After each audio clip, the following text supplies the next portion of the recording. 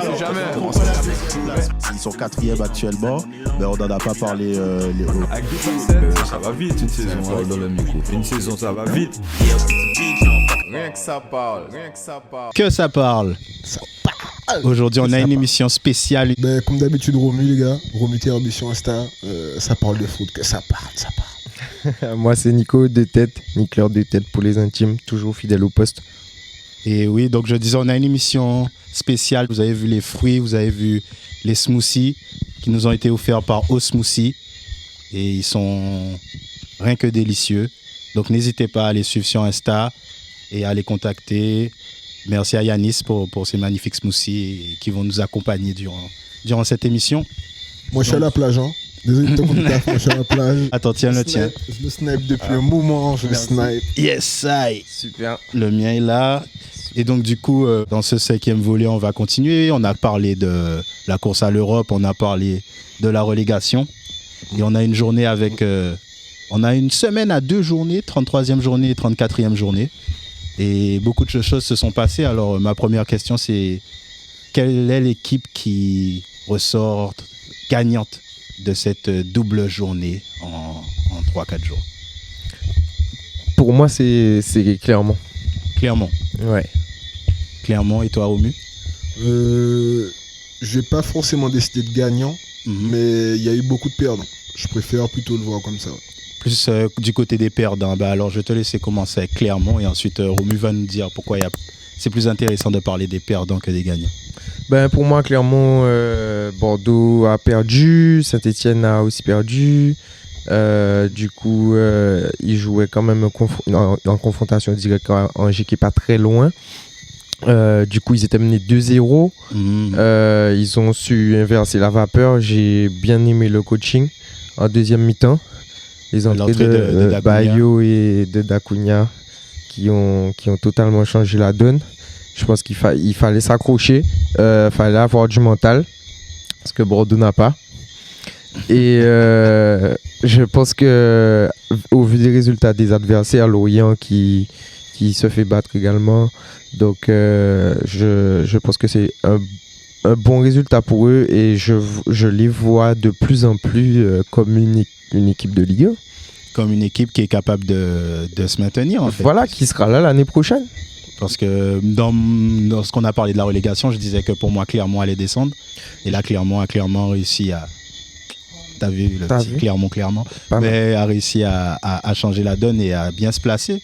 Puisque à la 32e, ils étaient 18e.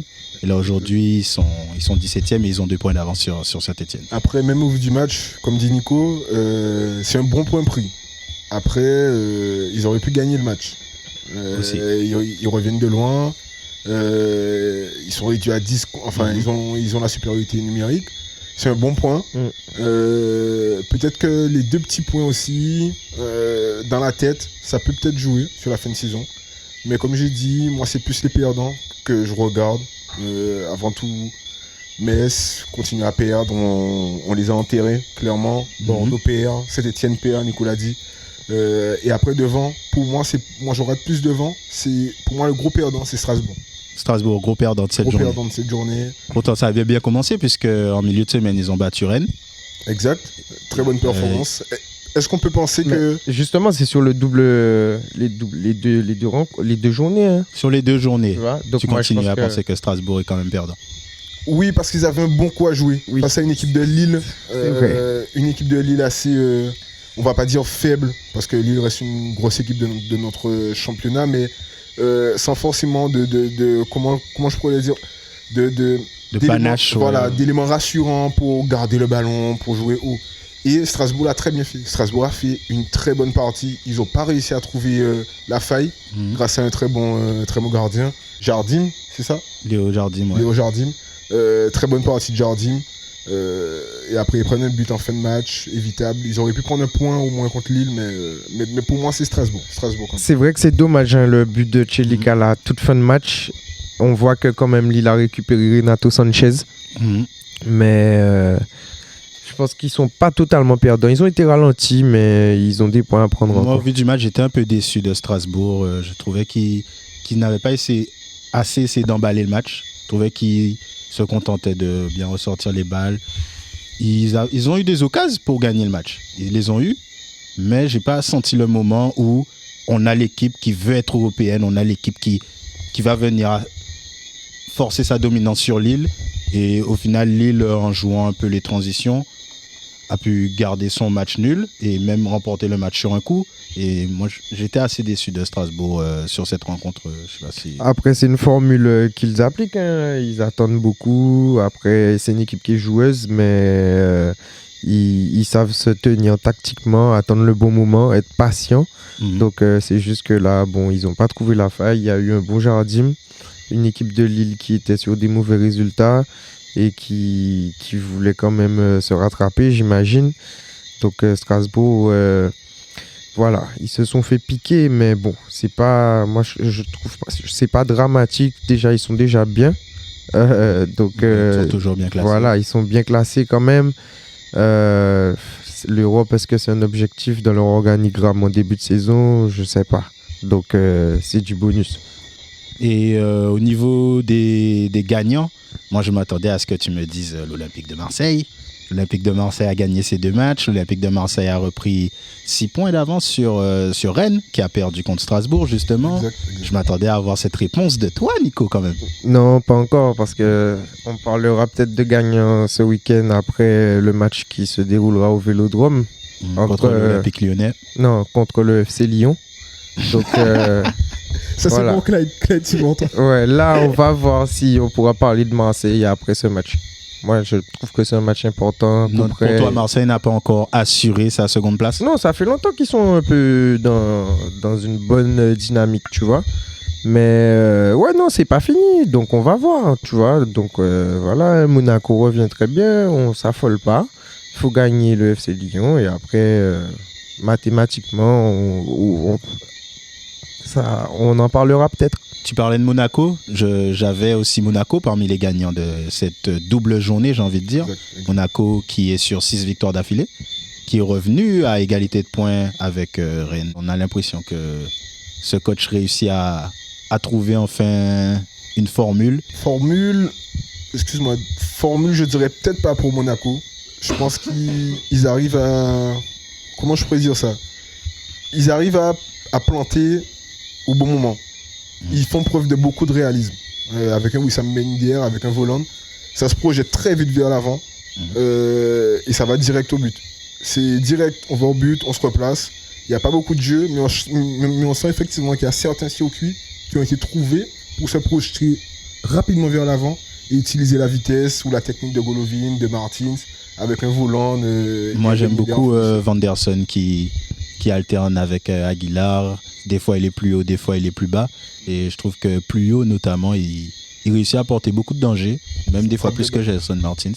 Et il a une bonne frappe, il a des bons centres. Donc, du coup, Monaco, moi, je suis assez convaincu des derniers matchs. Et même la défense, qui était le gros problème de Monaco depuis combien d'années, l'association Dissassi Biadachil. Ouais. Ça commence à prendre une forme. Ça commence à prendre forme. Franchement, Philippe Clément fait un bon travail. Après, moi, je ne sais pas s'il va être conservé. C'est bon, il y a des bruits comme ça, mais bon. Mais en tout cas, il fait un bon travail. Après, j'ai pas parlé de Monaco parmi les gagnants parce que pour moi, ça fait longtemps qu'ils gagnent, hein, tu vois. Donc, on sait que ce sont les grands gagnants du grand retour d'il y a quelques semaines entre Lens, Lille, Strasbourg, Lyon. Il y avait un petit paquet. Là, ils ont réussi à se détacher et ils gagnent les concurrents directs. Et ça produit du jeu, les gars prennent du plaisir. Moi, j'adore le tram. Donc, c'est Aurélien Tchouaméni, pour ceux qui n'ont pas compris. Oui, c'est vrai. Effectivement. Cru bordelaise. C'est vrai. C'est vrai. Et du coup, puisque je vais aussi mettre Clermont quand même en tant que gagnant de cette double journée, pour vraiment confirmer ça. Clermont, après, joue Brest et Montpellier, qui sont 2 équipes du milieu de tableau où, en tout cas sur le papier, même si Montpellier a joué contre Lyon ce week-end, ils ont vraiment joué le jeu, mais qui n'ont plus rien à jouer quand tu es dans cette dynamique où on a vu justement le mental, le côté guerrier de Clermont pour le coup. C'est très intéressant d'avoir pu prendre ce point contre Angers et de venir à présent contre des équipes qui sont un peu moins concernées, ni par l'Europe, ni par... avant de finir la saison, par contre en difficulté avec Strasbourg et l'Olympique lyonnais à jouer, mais c'était un très gros coup pour eux, donc je les mettrai aussi en tant que grand gagnant de cette journée. Okay. Et du coup, au niveau des perdants, toi, tu as parlé de Strasbourg, tu as parlé de Saint-Etienne, de Bordeaux. D'Angers aussi. D'Angers aussi, qui Angers n'est pas sauvé. Et moi, je vais rester mordicus, je vais tenir la ligne. Parce que là, on l'avait dit la semaine passée, 2-2, ils sont pas rassurés. Ils n'ont pas d'éléments suffisants. En menant 2-0. Voilà, ils n'ont pas d'éléments suffisants pour garder un score, pour ne pas lâcher, pour s'appuyer sur des matchs références. Je dis qu'Angers, ça sera compliqué jusqu'à la fin de saison, toujours. C'est vrai, après, je pense que vu comment Angers se comportait ces dernières semaines, je pense que c'est un résultat quand même positif, même s'ils se font rejoindre, qu'ils étaient à 10. Le premier jaune de Mohamed Al-Chou, je pense qu'il est évitable largement. Là, ils ont montré de belles choses en première mi-temps. Il faudra s'appuyer sur ça pour la suite. Et je pense qu'ils sont capables de le faire. Après, ouais, effectivement, tenir un score, ça va être difficile. Mais ils ont montré de belles choses en première mi-temps. Et ce qu'on ne voyait pas changer depuis quelques semaines. Ah ben, écoute, ça clôture bien un peu ce premier débat. On va enchaîner avec notre focus du jour. Cette fois-ci, un focus qui ne sera pas sur un club, mais sur un joueur. Sur un joueur que je vous propose comme étant la révélation de l'année. C'est Arnaud Danjuma, l'attaquant milieu ailier de Villarreal, qui fait une très bonne saison, même à l'image de Villarreal, pas forcément en championnat, mais une très bonne saison en Ligue des Champions. Et du coup, est-ce que vous validez donc du coup cette phrase que je lance aujourd'hui? Arnaud Danjuma est la révélation de cette saison. Révélation de cette saison, je dirais oui et non. C'est-à-dire que dans les moments importants pour Villarreal, les moments qui ont compté au cours de la saison, il a été présent. Il a su à certains moments aussi assumer un Gérard Moreno blessé. Il a su tenir la corde, rester important pour son équipe, faire de bonnes prestations. Il n'arrive pas encore à mettre ses coéquipiers dans les meilleures dispositions avec des passes décisives par exemple. Moi je pense aussi à Christopher Nkunku. C'est pour ça que je dis oui et non. Nkunku on le connaissait déjà. Mais cette saison, je trouve qu'il a pris une vraie dimension. Il a marqué 30 buts cette saison, toutes compétitions confondues.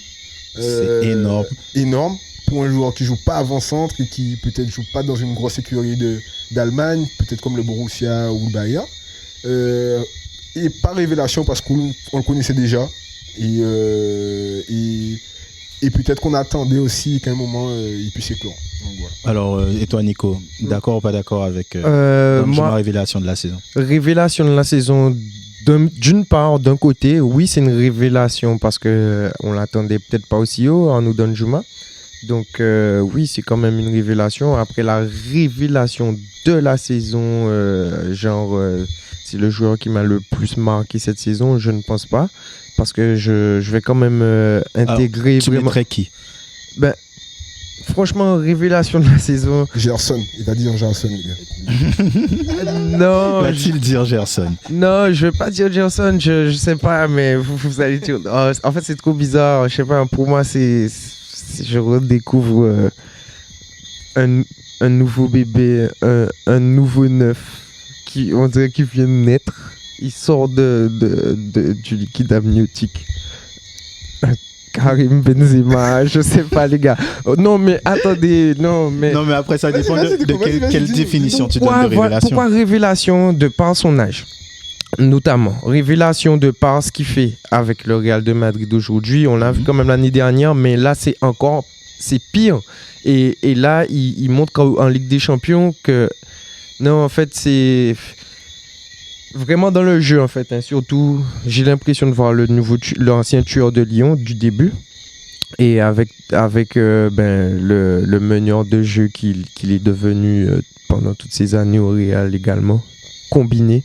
Donc voilà. Mais pour revenir à Danjuma, moi, je voulais vraiment intégrer Danjuma dans le collectif de Villarreal parce que c'est vrai que Unai Emery a réussi à vraiment faire émerger un collectif fort.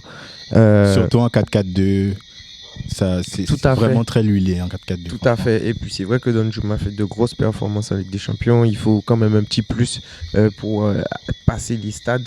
Mais franchement, je trouve que c'est vraiment un collectif très intéressant. Et puis mention à Etienne Capou. Oui, Oui, Etienne Etienne Capou. Capou. J'ai failli l'appeler Aurélien. C'est son grand frère. Mais voilà, en tant que Guadeloupéen, on fait toujours une dédicace quand c'est bon.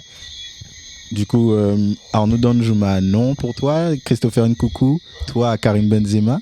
Encore un peu plus osé que Nkunku. Et du coup, quelle définition vous donnerez au terme révélation? C'est aussi la question. Moi, révélation, c'est que ça vient comme ça et on n'attendait pas, tu vois. Il y avait des attentes sur Gerson quand même. Au début, on se disait, voilà, mais tu vois, c'est pas une révélation. Là, il fait du sale, c'est clair. Mais tu vois, mais révélation, pour moi, en vrai, si je me recadre un petit peu, je suis moins dans la folie du Karim Benzema. Pour moi, ma révélation, bien que, voilà, mais c'est Florian Wirtz.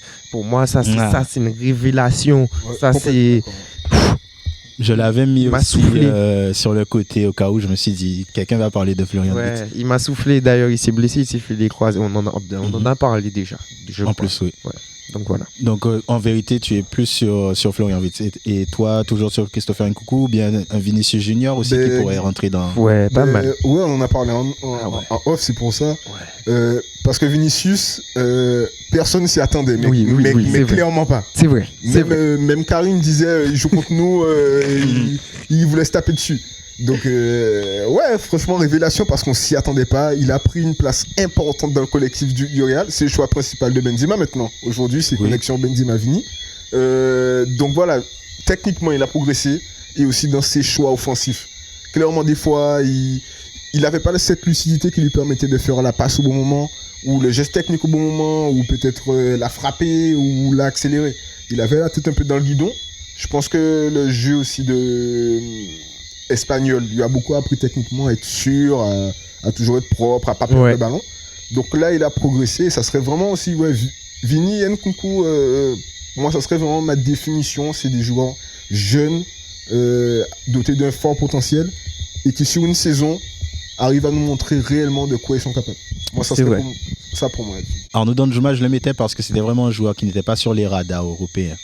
La saison dernière, il était en 2e division anglaise. Il arrive à Villarreal en Ligue des Champions. Il joue un gros rôle dans la qualification de Villarreal puisqu'il marque un doublé contre l'Atalanta pour qualifier l'équipe. Passer devant l'Atalanta et en 2e position derrière Manchester United. Ensuite, en 8e, il marque encore contre la Juve. Il marque des buts importants qui éliminent des équipes et qui fait partie de l'histoire de Villarreal, qui est déjà la surprise et un peu la révélation de cette saison en Ligue des Champions. Donc du coup, dans tous ces contextes-là, je me disais, Danjuma, c'est forcément la révélation, plus qu'un Vinicius, même si Vinicius, bien sûr, rentre dans le cadre. Clairement, il vient de loin, il a eu un parcours atypique, mais sur ses prises de balles et ses choix, il fait preuve déjà d'une grande maturité. Dans ses appels de balles, pied droit, pied gauche. Oui. Pied droit, pied gauche, il te la centre, il te la met, il peut accélérer, frapper des 2 pieds. On voit que c'est un joueur aussi important pour l'équipe des Pays-Bas. Et peut-être que oui, les saisons à venir, Danjuma serait une vraie révélation, oui. Mais à l'heure actuelle, je trouve que il est important, mais il y a beaucoup de joueurs aussi qui ont été importants à des moments clés pour certaines équipes et après n'ont pas forcément confirmé. Donc voilà, révélation quand il fera peut-être une saison aller à 15, 20 buts avec peut-être des passes D, parce que les passes D aussi ça prouve qu'il est dans le collectif et qu'il est important aussi à donner aux autres à marquer quand lui il peut pas forcément marquer. Donc voilà, il a beaucoup d'éléments à travailler, mais très bonne pépite à suivre et joueur qui a montré clairement son potentiel, oui. Pour ouvrir cette partie locale Guada, on a eu l'AS Gosier qui a continué sa belle compétition en Caribbean Club Shield, la Ligue des champions des clubs de la Caraïbe, où l'AS Gosier a fini 3e. Et je sais que tu as vu les 2 matchs, Nico, notamment la demi-finale perdue contre l'équipe du Suriname, malheureusement sur le score de 4-0, et ensuite la victoire pour la 3e place. Donc je te laisse ouvrir ce volet. Du coup, c'est une équipe de l'AS Gosier amoindrie qui est partie à Porto Rico. disputer cette compétition. Il y avait beaucoup d'absents. C'est une équipe de l'AS Gosier qui a bien démarré la compétition par une victoire. Le second match aussi, ils ont assuré. Donc, ils se sont assurés une place en demi-finale quasiment. Le troisième match de poule, ils ont fait match nul. Et puis... Qu'est-ce qui s'est passé contre l'Inter de Moengo Ouais, l'Inter de Moengo Tapo, c'est une équipe qui a gagné l'AS Gosier la saison dernière également, dans cette même compétition, et qui a perdu en finale contre l'AS Cavalier d'Haïti. Donc, c'est une équipe qui était déjà au-dessus de l'année dernière de l'AS Gosier. Je les ai trouvés moins forts cette année, un peu comme l'AS Gosier. Pourtant, paradoxalement, l'AS Gosier a fait un meilleur parcours que l'année dernière. Ils ont eu peut-être plus de chance dans les tirages lors des poules. Et du coup, mais on ne leur retire pas vraiment ce qu'ils ont fait. Une belle compétition. L'Inter Moengo Tapo, c'était difficile, sachant que l'équipe avait déjà joué tous les 3 jours. Ils jouaient mieux, ils jouaient plus vite, ils étaient plus... Ouais, ils sont au-dessus quand même des adversaires qu'ils avaient rencontrés en poule. Ça va plus vite. Après, bon... non, quand même, c'était compliqué d'aller gagner cette équipe en demi-finale. Après avoir joué 3 matchs, comme je le dis, tous les 3 jours après le voyage, il y a eu un groupe amoindri. Un groupe de 13 joueurs, c'est ça? Ouais, très peu de joueurs. Donc... c'est une très belle performance aussi d'aller remporter la petite finale. Sur un coup franc. Ils ont gagné 2-0. Il y a eu un but de Nanketsuri avant, je crois. Et le coup franc pour entériner la victoire, incroyable. Le coup franc de Popote est vraiment... magnifique. Magnifique, un missile. Franchement, tu regardes la vidéo, What? J'ai cru voir Lambourd en Gold Cup. Il y a quelques années, franchement. C'est vrai. Il y a quelque chose là-dessus. Ça doit être Guadeloupéen, je pense. Ouais. La petite frappasse à la Thuram aussi. Hein. Ouais, vraiment. Non, vraiment, c'est vraiment... ouais. Non, je suis d'accord. 3e place assurée. On peut dire que c'est une très bonne Bien prestation de l'AS Gosier. C'est une très belle prestation de l'AS Gosier. D'ailleurs, je ne sais pas si une équipe de Guadeloupe, le CSM précédemment... avait déjà atteint le podium de cette compétition. Donc là, c'est une chose faite pour l'AS Gosier en 2 participations, je crois, c'est ça. Donc, c'est une très belle performance, bien sûr. Écoute, c'est toi qui as préparé le quiz, non? Oui, tout à fait. D'ailleurs, au smoothie, franchement, il est beau même. Ah ouais. Franchement, big up au smoothie encore. Et maintenant, je vais filer une petite raclée à Robu. Je suis au taquet. Et on va finir cette émission en beauté. Je suis rempli de vitamines, 100% fruits, les gars. Des fruits et de l'eau, pas de sucre ajouté. Pas de sucre. Et c'est super bon. Du coup, les gars. Yes. Je te laisse manger ton petit bout d'ananas. Parce que ça va être chaud, les gars. Un quiz un peu spécial. On va faire une dédicace au Paris Saint-Germain qui a gagné son 10e titre de champion de France.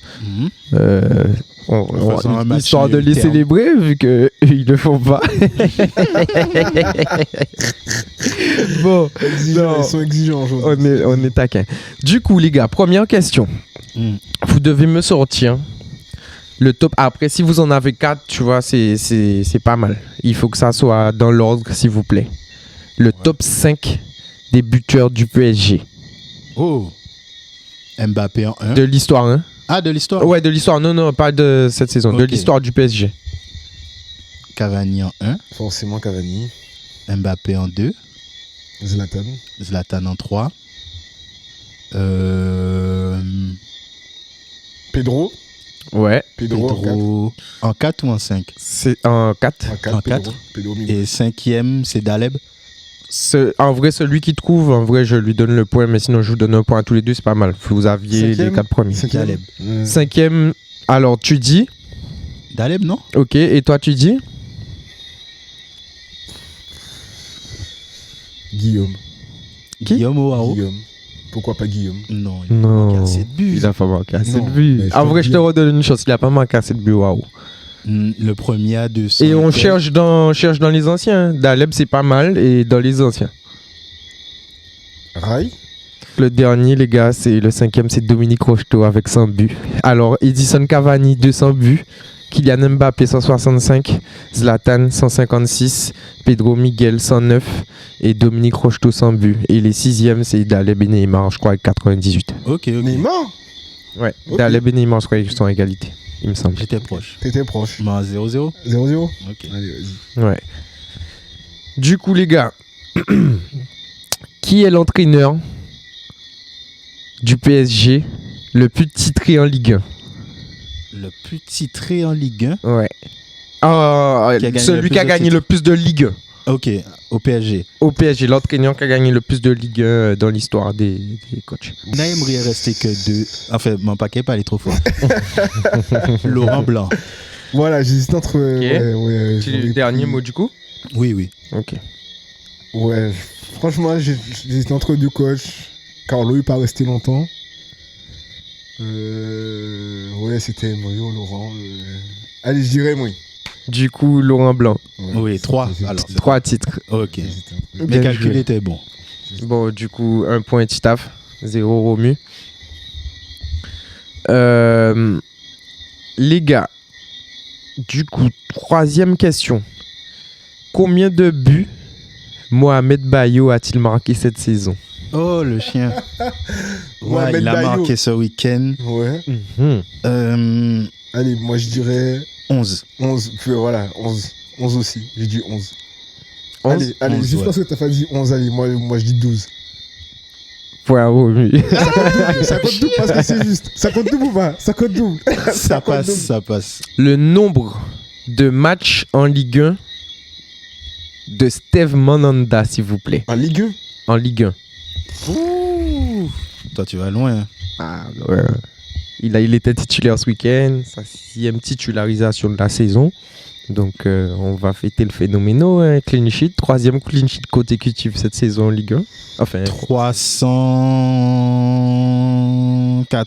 389. Je dis qu'il a dépassé la barre des 400. Ouais, non, en Je dis vérité. qu'il a dépassé la barre des 400. Allez, je dis 418. 389, Ouais. 418, 418. point pour Romu, 466 matchs. 3-1, les gars. Le Lille OSC était champion l'an dernier. Combien de titres de champion de France ils ont gagné dans leur histoire? Deux pour moi. Des pour toi? J'ai 2 en tête, 2011 et l'année dernière. Et est-ce qu'ils n'ont pas un vieux titre qui traîne? Je vais dire 3. Non, Lille aussi. Ok, ils sont à 4 titres, les gars. Ouais, les gars. Oui. Ces équipes ont toujours un petit Et titre, tu vois. 1946, 1954, 2011, Voilà. 2021. Ouais. Ok, après-guerre, ok. Du coup, ça fait du 3-2. 3-2, on revient. C'est parti. Et t'as failli faire un juste, mais t'as laissé Ouais, j'ai un juste seul mis petit un seul. titre traîner. Du coup, les gars, là, c'est une question pour le champion. Félicitations. En quelle année le PSG remporte sa première Ligue 1? Waouh. Je De France. dirais en 80... 84, moi je dis. 89, par là. 84. 84, 84. Ouais. 89, Mhm. 85, 86. Oui, merci. Oui, merci. Mais Du coup, mieux plus proche. PSG, premier 56 points, deuxième Nantes 53 points. L'époque de nos darons, hein, les gars, le FC Nantes. Hein. Et les Girondins de Bordeaux, 49 points, troisième sur le podium. Encore une question spéciale Paname. Les deux achats les plus chers du PSG sont Neymar et Mbappé. Mais qui est le troisième transfert le plus cher du PSG? Ok, pour un petit C'est gros pas smoothie ici, ça. Est-ce que c'est pas Di Maria C'est ou vrai. David Luiz ou toute la ribambelle de joueurs à 50. C'est vraiment bon. C'est pas- Ouais. Moi, tu dis Di Maria ou pas? Di Maria, je garde. Je dis Maria aussi. Ok, les gars, alors moi, je crois que j'ai Achraf Hakimi avec 66,5 millions. Les gars, vous devez me sortir le nom du meilleur passeur de Ligue 2. Et celui qui me sort ses passes, ben... Bouh, le meilleur Bravo. passeur de Ligue 2. Ligue 2. Ouais. Je dirais le milieu de Toulouse. Van Den Boomen. Ouais, pas mal. Le point, il va là-bas. Si tu me sors le nombre de buts, le nombre de passes, pardon. Si Titaf le sort, je lui file un point aussi. Van Den Boomen. 11 passes. Non. Oui, Titaf. Comment? Pourquoi Van pas? Den Boomen, 11 Van Den Boomen. Allez, je dirais 17 passes pour Van Den Boomen. Le gars, là, il nous fait 17. Thomas Müller. Là. 17 passes décisives pour Van Den Boomen. Pour moi. C'est vraiment le maître à Et toi, jouer Titaf? de Toulouse. Ah, t'as Il dit reste à 11? 11. Ouais. Ok, Van Den Boomen, les gars, il est à 21 passes. 21 passes D. Van Den Boomen, Brr. c'est 21 passes D. Van Den Boomen, Bah, maître à bah. jouer de cette équipe de Toulouse. Ma dernière question, les C'est gars. pour ça que j'ai besoin de voir si le petit Rhys devant. Ah, il est? Ouais. Est-ce que justement, c'est Il pas est. parce que Van Den Boomen lui Lui mâche le dans des travail. dispositions exactement. Ah. Bon, à voir, on verra peut-être S'il garde les deux saison. déjà. Alexander Mitrovic. Ah ouais, j'avoue. Vas-y. Vas-y. Alexander Mitrovic est meilleur buteur de Championship. Mhm. Combien de buts a-t-il inscrit cette saison? 21 pour Mitrovic. 26. Putain. Il regarde pas les petits championnats. Point pour Titaf. Mais Romu gagne quand même le quiz. Hein, ça Mhm. fait 5-3. 5-3. Mitrovic, il y a 41 buts, les gars. Toute compétition confondue ou que dans le championnat? Championship. Championship, il y a Vous plus de l'avez- 40 journées. Ouais, aussi, mais frérot, il a pissé sur le championnat. Le record, c'était Ivan Toney, qui est à Brentford en première ligue cette saison. Et Mitrovic a pissé sur. Non, Fulham Ah a ouais. pissé sur le championnat. Il gagne Ah ouais. 7-2, 6-0. Merci à toi hein, pour ce quiz justement avec les stats de deuxième div. Romu reprend le quiz. J'espère que je vais gagner cette fois-ci. Mais en attendant, il n'y a pas que le football dans la vie. Il y a le foot. Osmoussi. Il y a le foot aussi. Rien que ça parle.